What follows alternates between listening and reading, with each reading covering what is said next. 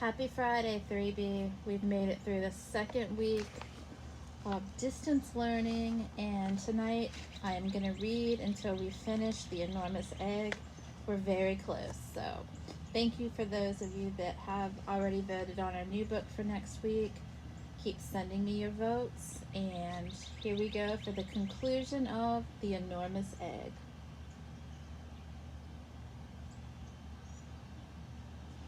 We got over to the studio, and Mr. Benelli gave me a typewritten sheet, and we read it over together. It was a pretty good speech, I guess. Better than I could do. But it wasn't my speech. Somehow it didn't seem quite right for me to talk somebody else's words like that. And it didn't say anything about how I wanted to save Uncle Beasley. Mr. Benelli had me read it a few times, and he told me to be sure to talk slowly and clearly. And then he looked at his watch and said we ought to be in the studio at 5 minutes to 8. My stomach sort of caved in when I heard that, but I swallowed hard and kind of nodded to him, and he went out. Dr. Zemer looked over at me and smiled. That speech isn't quite what you wanted to say, is it? No, I said. I guess not. What do you really want to tell them, Nate? Do you know? Well, sure, I said. I want to tell them that I like my dinosaur and that I'm trying to save him. And they can help if they all tell their congressman that they don't want the dinosaur bill. Good, Dr. Zemer said. As long as you know what you really want to say, everything will be all right. I didn't see what he meant by that, at least not until later. The doctor came over to me and picked up my paper. He looked at it for a while, and then he walked into the next room with it. He came back again in a minute and handed me the paper all folded up. Put it in your pocket until the program begins, he said. I put it in my pocket, and a few minutes later Mr. Benelli stuck his head in the door. Let's go, he said. I followed him into the studio, and we sat down at a table. There was a big camera on wheels and some awful bright lights that made me blink. Mr. Benelli pointed to an electric clock on the wall. It was about 2 minutes before 8. We begin at 8, he said, and your part comes about 10 minutes later. Are you all set?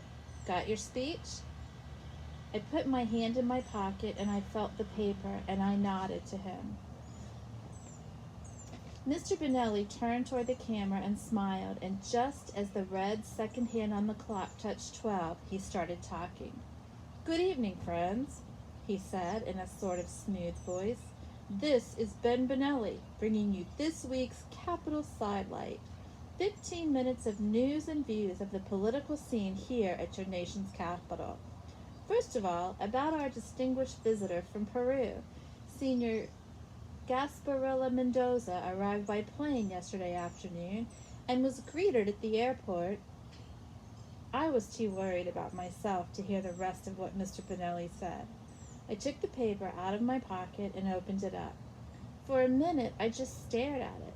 There wasn't any speech there at all. It was just a blank paper with a few words written in pencil. All it said was, "You know what to say, Nate. Go ahead and make your own speech." Well, I could have sunk through the floor. Here it was, almost time for me to read my speech, and I didn't have any speech to read. At first I thought I'd better crawl under the rug and hide, or maybe make a dash for the door. My hands felt like ice, and they shook so I could hardly hold on to the paper. And then I heard Mr. Benelli say, "And we have him here in the studio with us tonight. This is Nate Twitchell, the young man from Freedom, New Hampshire, who raised this dinosaur from the time it was hatched. Well, Nathan, what would you like to say to your audience?" Then he turned around and looked straight at me. My stomach flipped upside down and started climbing up in my throat. I opened my mouth, but I couldn't get any words to come out. And then I thought that if I didn't say something pretty quick, there wouldn't be any more Uncle Beasley. That big old dinosaur depended on me, so I just had to start talking. So I looked straight at the camera and took a deep breath and just said the first thing that came into my head. "Hello," I said. Out of the corner of my eye, I could see Mr. Benelli making signals for me to get going.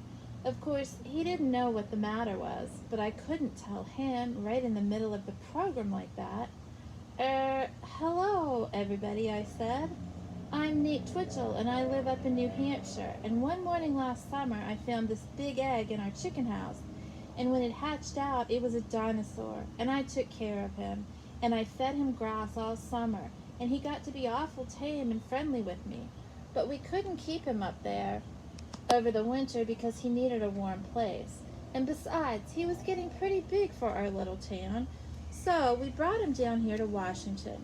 And then we gave him to the zoo because they've got just the right place for him. And people could come in and see him. And then, when I thought everything was all set, some men in Congress thought they'd save money by getting rid of the dinosaur. They said it wasn't American, and he was no good for anything. But that's not right. I found out at the museum that America is the only country that ever had horned dinosaurs. They were all living out in Wyoming 60 million years ago, and that was before even the Pilgrims landed, I guess. I could see Mr. Benelli wiggling his hands and trying to get me to read the speech he'd written for me. And besides, I took care of that dinosaur, and I fed him, and I watched him grow big and strong, and I sure would hate to have him killed. I know he does eat a lot, but maybe he's worth it, because he's the only dinosaur we've got. He isn't any beauty, but I like him a lot. And I was just hoping that some of you people that are listening out there would want to save my dinosaur. Though now he's really your dinosaur too. And if you do want to save him, would you please tell your senators and representatives to vote against the dinosaur bill? But you better do it quick, or there won't be anything left to save.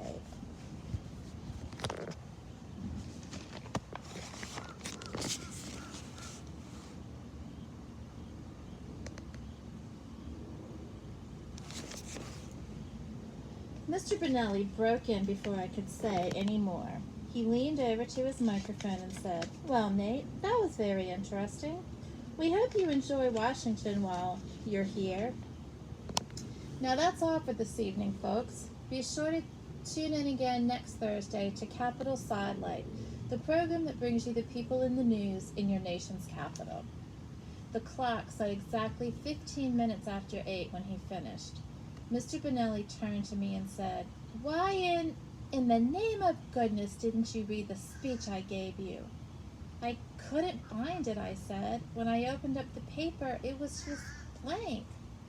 "Well, look in your pocket. The speech must be there."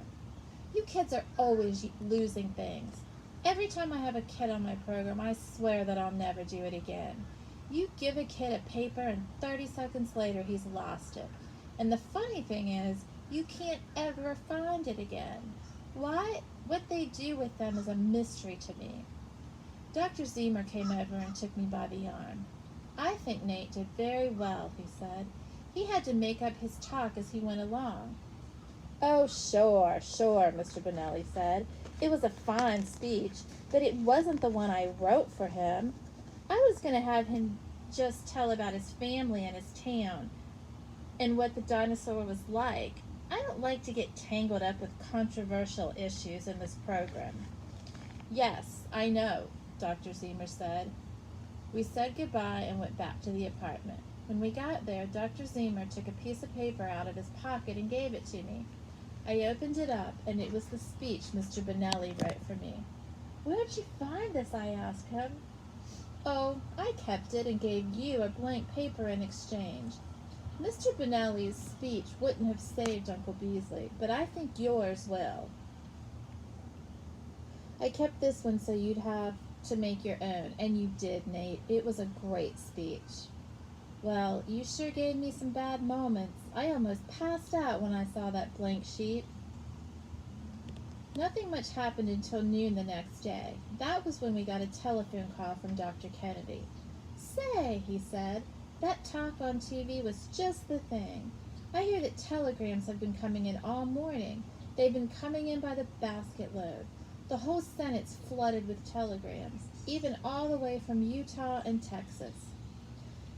and they all say, "Save that dinosaur."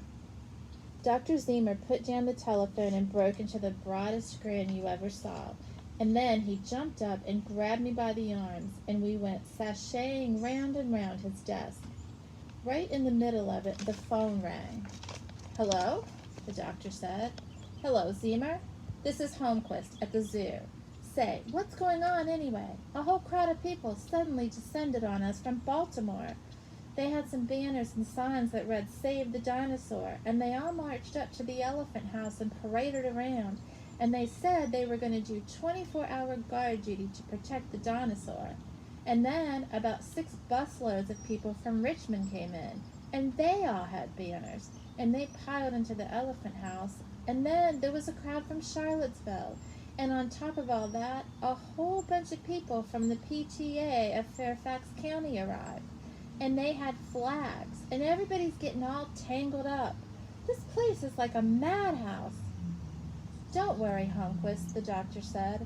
"Just tell the giraffes that it's a demonstration of sound American principles, and everything's all right." Then he hung up the phone. In a few minutes, the phone rang again. It was Mr. Holmquist. "What do I do now, Zemer? There's a delegation here representing all the elementary school children of Arlington County, and they have $217, all in nickels and pennies, and they want to give it to the zoo so we can buy the dinosaurs' food." "Accept it," Dr. Zemer said, "and I suggest that you set up a barrel with a sign on it saying, 'Contributions to Dinosaur Food Fund.'" Well, by the next morning, things were really humming. They called up the Senate office building and said that so much mail had come in that they were handling it with snow shovels. And the senators were all backing water as fast as they could and saying that they'd never really been in favor of the dinosaur bill at all. Up at the zoo, Mr. Holmquist was having a fit. He'd never seen such a crowd there before, and the elephant house had been jammed with people ever since the opening time. 13 children had been lost by lunchtime, and $1,800.43 had been put in the barrel. The whole Brandywine Birdwatchers Society came, and the Mechanicsville Fife and Drum Corps, and the Citizens Committee for Secondary School from Point Rocks. It went on all day like that, and Dr. Zemer looked as pleased as Punch and kept on chuckling to himself. "You know, Nate," he said, "people are funny. Just think of all those thousands of people crowding into Washington to give all that money to save our dinosaur. You'd think that a live dinosaur was the one thing that Americans wanted above everything else. I guess they don't get excited about things until somebody starts taking it away from them. Then they wake up and fight for it. It's like fishing, isn't it? Sometimes you don't get a bite until you start to take in the line." Chapter 17. Well, finally I had to go home. I was having a neat time in Washington, but Mr. Jenkins had said I could only stay out of school 4 weeks, and my time was up.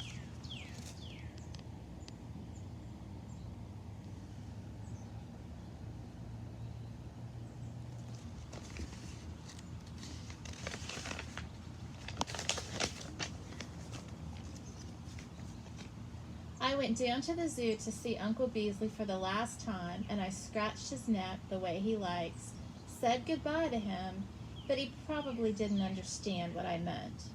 He was getting to be awful big, but he was still gentle and friendly with me. Mr. Holmquist said they'd take specially good care of him, and Dr. Zemer said he would send me a bulletin every week about how Uncle Beasley was getting along. I was glad to have him in such good hands. Dr. Zemer said goodbye to me at the station, and just before the train left, he gave me a fossil dinosaur egg. "All of us at the museum thought you ought to have this, in return for what you've done for us and all the other scientists all over the world. Now goodbye, Nate, and be sure to come back and see us again, won't you?" "You bet," I said, "and thanks ever so much." When the train pulled into Ashland, New Hampshire, there was Mom and Pop and Cynthia waiting at the station. When I stepped off the train, they all hugged me, even Cynthia. I didn't mind, though, because there was no one else around but the station agent, and he was eating his lunch and didn't notice. There was kind of a parade when I got back to Freedom, and they had me ride down the street in the Champini's truck, and there was a big sign on the grocery store that said, "Welcome home, Nate Twitchell." The parade went all the way up to the schoolhouse, and Mr. Jenkins came out and very kindly handed me my school books. Then the parade turned around and came back to our house. As soon as the truck stopped, I got down because I felt pretty foolish up there with everybody looking at me. Mom and Cynthia had a table set out in the front of the house and served cider and donuts to the whole crowd.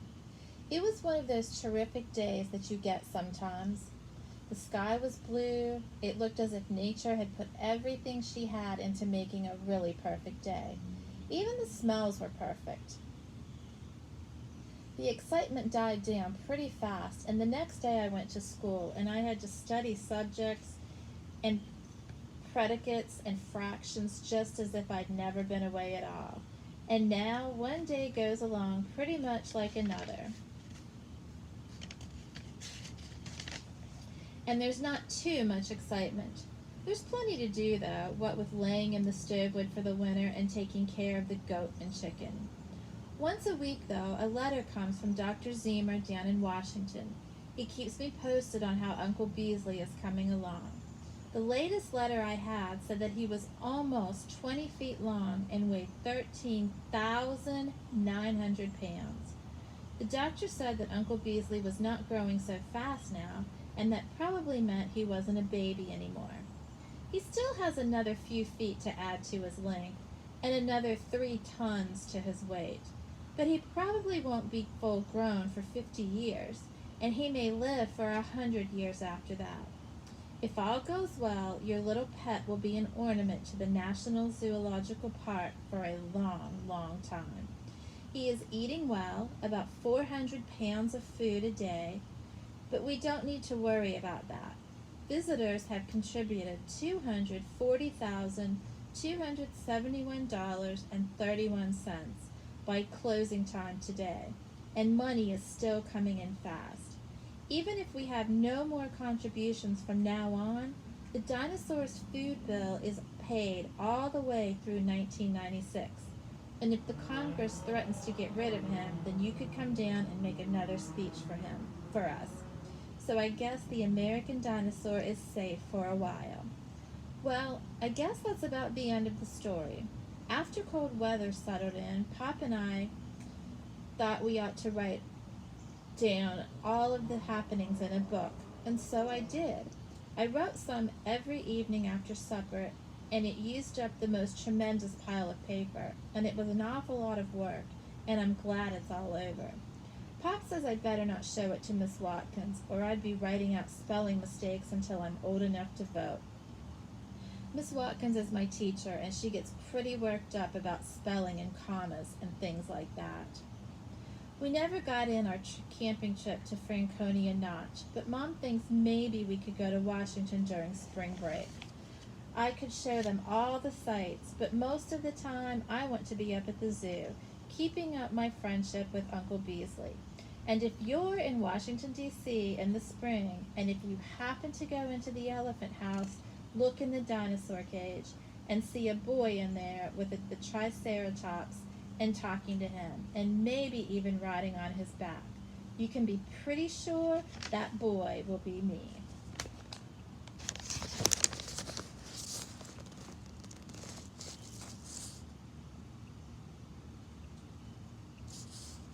And now for a little fun fact from the back of the book. Uncle Beasley at the National Zoo. The book and the 1968 film tell the story of Nate Twitchell, who finds an enormous egg that hatches a baby Triceratops. The Triceratops, named Uncle Beasley, gets too big, so the boy brings him to the National Museum in Washington, D.C. He remains there until he is eventually transferred to the National Zoo's Elephant House, because there is a law against stabling large animals in the district. In a wonderful example of life imitating art, Uncle Beasley, a fiberglass triceratops, can now be seen near Lemur Island in the National Zoo. Louis Paul Jonas created the zoo's Uncle Beasley statue in 1967